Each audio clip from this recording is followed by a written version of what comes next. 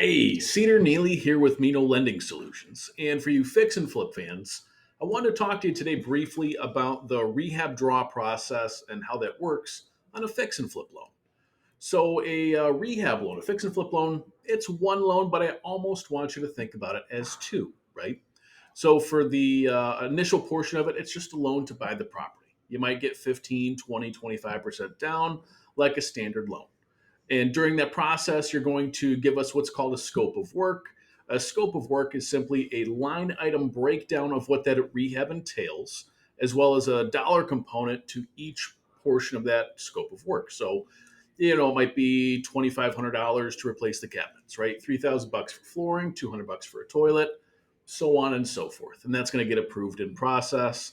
And then after the loan closes, you're going to pay for the rehab up front and you're going to get reimbursed as you go. So, how that works is you could call us up and say, hey, I've completed items 1 through 6 on the scope of work and I'd like to get reimbursed for that.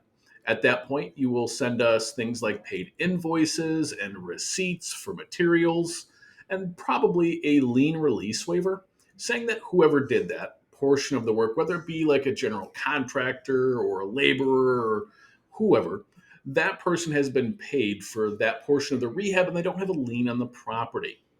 At the same time, we're going to send an inspector out to the house to verify that the work has been completed. And again, this all happens at the same time.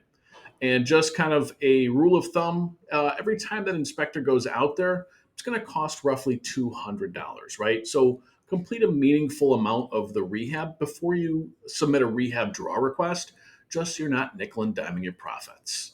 Again, I'm Cedar Neely with Lending Solutions. If you have a fix and flip project that you are working on and have some questions, we'd love to talk to you.